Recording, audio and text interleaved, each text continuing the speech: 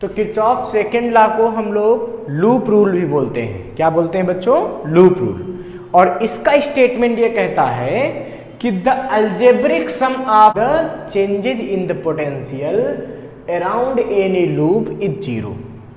Means अगर कोई भी क्लोज लूप ले लिया जाए तो उस पूरे क्लोज लूप में सभी पार्ट के पोटेंशियल का जो चेंज होगा उन सब का अगर चेंज अलजेब्रिक सम में लिया जाए तो उन सब का आंसर क्या आएगा? जीरो आएगा। ठीक है।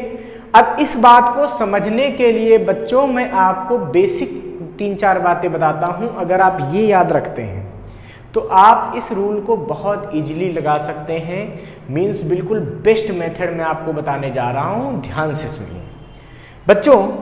आपको पता होगा कि अगर किसी वायर में करंट फ्लो हो रही है, अगर इसको बैटरी से आप जोड़ते तो कुछ ऐसे जोड़ते, ठीक है, मतलब करंट ऐसे फ्लो होती प्लस से माइनस तरफ, ये तो पता है आपको।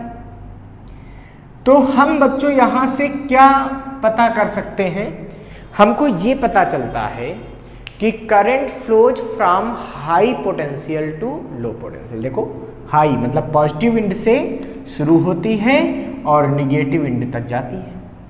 मतलब करंट की डायरेक्शन में अगर हम आगे बढ़ते हैं तो पोटेंशियल लगातार डिक्रीज होता जाता है। तो current flows from high potential to low potential. यहां से आपको बच्चों एक कंक्लूजन पता हो गया है। क्या पता चल गया? कि अगर कोई R रेजिस्टेंस है, ये पॉइंट A है और ये पॉइंट B है, तो इससे जब करंट यहां पे पास हो रही है तो कैसे पास हो रही है? हाई से लो में। अगर रेजिस्टेंस आ गया बीच में तो क्या होगा? जहां से करंट जा रही वो टर्मिनल क्या हो जाएगा? हाई। और जहां पहुंच रही करंट वो क्या हो जाएगा? लो। इसका मतलब जो पोटेंशियल है वो A पॉइंट का ज्यादा होगा और B पॉइंट का क्या होगा? कम होगा। ये बात तो समझ में आ गई। क्यों? मैंने आपको समझाया current flows from high potential to low potential. Very good. अब बच्चों यहां पे एक बात समझ लीजिए, आपसे कोई कहे कि VA माइनस VB कितना होगा? सोचो तो A से B का पोटेंशियल कितना होगा? ये तो होगा भाई IR। ये तो हमको ओम्स लॉ से पता चल चुका है, I इंटू R। ये पोटेंशियल डिफरेंस आएगा। बट इसका साइन कैसा आएगा? ये पॉजिटिव आएगा या निगेटिव आएगा? तो देखिए A क्या है? हाई। B क्या है? लो। हाई मतलब बड़ी वैल्यू और B लो मतलब छोटी वैल्यू। अब बड़ी वैल्यू में छोटी वैल्यू कहीं पर सब्ट्रैक्ट करो, मतलब जैसे 10 में तुम 5 सब्ट्रैक्ट करो तो 10 में 5 सब्ट्रैक्ट करोगे तो प्लस का 5 बचेगा ना। तो जब भी ग्रेटर वैल्यू में स्मॉलर वैल्यू को आप सब्ट्रैक्ट करेंगे तो आंसर क्या बचेगा? पॉजिटिव बचेगा। आंसर यहाँ पे क्या बचेगा बच्चों? ये पॉजिटिव आएगा। समझ रहे हैं? इसका मतलब ये हुआ कि VA माइनस VB लेना है तो प्लस IR, और अगर आपको VB माइनस VA लेना है तो आप इसको माइनस IR भी लिख लेंगे। क्यों? क्योंकि B छोटा था, A का पोटेंशियल बड़ा था, क्योंकि हमने आपको समझाया current always flow from high to low potential. तो लो वैल्यू में ग्रेटर वैल्यू को सब्ट्रैक्ट करोगे तो आंसर क्या आएगा? निगेटिव आएगा। तो ये आ जाता है माइनस IR। तो इसका मतलब क्या हुआ? करंट की डायरेक्शन में जब हम आगे बढ़ेंगे तो पोटेंशियल डिफरेंस पॉजिटिव आएगा, करंट के अपोजिट जाएंगे तो पोटेंशियल डिफरेंस निगेटिव आएगा। इसका मतलब A से B की तरफ जा रहे हैं तो पोटेंशियल डिफरेंस IR आएगा, लेकिन कैसा आएगा? पॉजिटिव। और B से A की तरफ आएंगे तो क्या मिलेगा?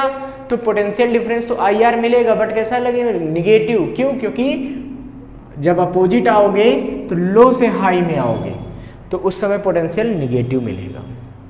क्लियर है? इसका मतलब करंट की डायरेक्शन में आगे जाने पर पोटेंशियल डिफरेंस पॉजिटिव मिलता है। ये बात आप बिल्कुल याद कर लीजिए बच्चों। दूसरी बात जो आपको याद करनी है वो ये है कि जैसे मान लीजिए कि ये सेल है, ठीक है, एक ये सेल है और ऐसे बना हुआ है, ये इंड A है और ये इंड B है। आप बाकी सर्किट को मत देखिए, बाकी सर्किट से अभी मतलब नहीं रखेंगे, हम केवल इस सेल को देखते हैं। तो इस सेल के हिसाब से ये इंड कैसा है बेटा? पॉजिटिव, ये एंड कैसा है, निगेटिव। तो अगर ये अकेला सेल है तो ये पॉजिटिव एंड है, मतलब इधर हाई पोटेंशियल हो गया, इधर क्या हो गया, लो पोटेंशियल हो गया। इसका मतलब ये हुआ कि VA is greater than VB according to this cell. तो अगर आपसे पूछा जाए VA माइनस VB कितना है, तो ये कितना होगा, E। जब तक इससे कोई करंट नहीं पास हो रही, इसमें कोई इंटरनल रेजिस्टेंस अभी नहीं है, तो VA माइनस VB क्या होगा, E प्लस का। क्यों प्लस का होगा, क्योंकि भाई हाई पोटेंशियल है, हाई में लो को घटाओगे आंसर पॉजिटिव आएगा। अगर हम यहाँ पे VB माइनस VA निकालें तो क्या निकलेगा, सिंपल सी बात है, माइनस E। क्यों, लो में हाई को घटाओगे तो आंसर क्या आएगा, निगेटिव आएगा।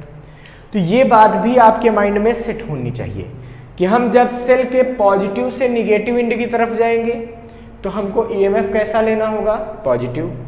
जब हम निगेटिव से पॉजिटिव एंड की तरफ जाएंगे, कम से ज़्यादा पोटेंशियल की तरफ जाएंगे, तो आएगा आंसर माइनस में उसका EMF लिया जाएगा। ठीक है। अब बच्चों एक और बेहतरीन बात यहाँ पे आपको जाननी होगी, वो ये है कि अगर एक से ज़्यादा सेल लगे हों तो आप क्या करेंगे। सपोज कीजिए कि जैसे एक ये सेल लगा दिया और एक ये सेल लगा दिया, ये A पोटेंशियल पॉइंट है और ये B पॉइंट है, ये E1 है और ये E2 है। ठीक है। अब आपसे कोई कहे VA माइनस VB बताइए, तो भाई देखो दोनों का पॉजिटिव इधर है, मतलब ये हाई पोटेंशियल होगा, ये लो पोटेंशियल होगा। ठीक है। तो आपको पता है ये पॉजिटिव तो आएगा, और इसका आंसर कितना आएगा, E1 प्लस E2। ये बच्चों आप लोगों ने प्रैक्टिकली भी कर रखा है। कभी आपने देखा होगा जो विलेज साइड जब आप जाते हैं, गांव साइड में जाते हैं, तो एक टार्च आती बड़ी लंबी सी होती है, या शहरों में भी लोग यूज करते हैं कई जगह जब लाइट वगैरह चली जाती है। वैसे आजकल तो मोबाइल फ्लैश ज़्यादातर लोग यूज कर लेते हैं, बट क्या होता था पहले टार्च रखी जाती थी। ठीक है, बड़ी सी टार्च होती है जिसमें सेल डाले जाते हैं। अब होता क्या है बच्चों, जैसे ये सेल है, मान लीजिए कि ये सेल का ऐसा मान लेते हैं कि ये पॉजिटिव एंड है और ये क्या है, निगेटिव एंड है। ये पॉजिटिव और ये निगेटिव। तो एक सेल ऐसे डालते थे, दूसरा सेल उसके पीछे डालते थे, तो इसका ये भाई ये पॉजिटिव ये निगेटिव, ये पॉजिटिव ये निगेटिव, तो दूसरा सेल ऐसे ही डालते थे ना। कभी ऐसे सेल तो डाला नहीं, ऐसे ही डाला, मतलब पॉजिटिव निगेटिव, फिर निगेटिव को किससे छोड़ा, दूसरे सेल के पॉजिटिव से, फिर निगेटिव, तब ये सही से काम करते थे। तो जब एक सेल का पॉजिटिव दूसरे के निगेटिव जुड़ जाता है तो वो दोनों EMF मिल के काम करते हैं, वो सेल और स्ट्रांग हो जाता है, और नेट EMF क्या आता है, दोनों को ऐड कर देते हैं, उस समय E1 प्लस E2 आ जाता है। समझ गए। और जब ऐसा हो जाता है कि अगर उल्टा जोड़ दिया जाए तो क्या होगा बच्चों, ये सोचो। अब मान लीजिए आपने ऐसे जोड़ दिया, अब क्या होगा। ऐसी सिचुएशन में आपको देखना पड़ेगा, क्या देखना पड़ेगा, कि कौन से सेल का EMF ज्यादा है, किसका EMF ज्यादा है। मान लेते हैं यहां पे E1 is greater then E2, ऐसा मान लेते हैं। तो इस सिचुएशन में नेट EMF पता कितना आएगा, या VA माइनस VB। तो अब देखो यहां पे जो VA माइनस VB आएगा वो क्या होगा। तो देखो सबसे बड़ी बात है, जब ये EMF ज्यादा है तो इसका पॉजिटिव इंड जिधर है वो पॉइंट पॉजिटिव हो जाएगा, इसका निगेटिव इंड जिधर है वो वाला इंड क्या हो जाएगा, निगेटिव हो जाएगा। मतलब सारा काम इस सेल के हिसाब से चलेगा, ये एज ए नेग्लिजिबल हो जाएगा।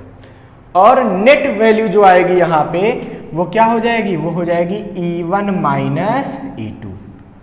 मतलब पोटेंशियल की डायरेक्शन इसके हिसाब से, ये हायर है ना, तो ये पोटेंशियल, ये इंड पॉजिटिव और ये वाला इंड निगेटिव। और कितना आएगा, वो आएगा बड़े में छोटे को घटा के, मतलब E1 माइनस E2। अगर आपको ये चार बातें बच्चों याद है तो किरचॉफ सेकंड लॉ आपके लिए खिलवाड़ है। ये जो लूप रूल है ये आपके लिए खिलवाड़ है, अब बहुत आसानी से लगा लेंगे। और अगर बच्चों आपने ये नहीं समझा अच्छे से तो आपको प्रॉब्लम फिर से हो सकती है, इसीलिए इसको अच्छे से समझ लीजिए। ठीक है, अब हम बात करते हैं बच्चों कि लूप रूल का यूज करके आपको दिखाते हैं। जैसे मान लीजिए कि आप एक सिंपल से पहले क्वेश्चन लेते हैं कुछ ऐसा। ठीक है, ठीक है, ये मान लीजिए 10 वोल्ट, ये 2 ओम, ये 3 ओम, ये 5 ओम। ठीक है, आपसे कहा जाए कि find current in the loop, इस लूप में आपको करंट फाइंड करनी, कैसे करेंगे? तो देखिए, सबसे पहले तो आप करंट फ्लो करेंगे। आपको पता है सेल के पॉजिटिव एंड से करंट निकलती है, उससे स्टार्ट होती है। तो इसका मतलब करंट किधर बनेगी? इधर बनेगी। ऐसे ऐसे ऐसे ऐसे और ये ऐसे यहाँ पे वापस। ये I1, अगर I करंट मान लीजिए, मान लो I मान लेते हैं, तो ये I यहाँ पे भी I, यहाँ पे भी I और यहाँ पे भी I। किसी सेल से जितनी करंट निकलेगी उसमें उतनी ही करंट वापस आएगी, ये भी रूल है। अगर ऐसा नहीं आप कर पा रहे हैं तो आप कहीं ना कहीं मिस्टेक कर रहे हैं, आपका सर्किट डायग्राम सही नहीं है या आप कुछ गलत कर रहे हैं। देखिए बच्चों, यहां से I करंट निकली, यहाँ पे I वापस आ गई। ठीक है, अब बच्चों क्या है कि हमको यहाँ किरचॉफ्स लूप रूल यूज करना है, सेकेंड लॉ यूज करना है। हम इसको मान लेते हैं A, इस पॉइंट कहते हैं B, इसको कहते हैं C और इसको कहते हैं D। तो हम लिखेंगे यहाँ पे क्या? इन closed loop A B C D A, मतलब जहां से चले थे वहीं वापस आना होता है क्लोज लूप में। सबसे बड़ी बात, किसी साइड का आप रिपीटेशन नहीं कर सकते। ठीक है, एक साइड को एक ही बार यूज करेंगे। तो बच्चों ये हमने माना A B C D A। ठीक है, अब हम यहां पे क्या करेंगे? पोटेंशियल डिफरेंस देखेंगे, क्योंकि हमको पता है कि किसी क्लोज लूप में सारे पार्ट का पोटेंशियल जो चेंज होता है, चेंज इन पोटेंशियल है हर पार्ट का, वो टोटल क्या हो जाएगा? 0 हो जाएगा।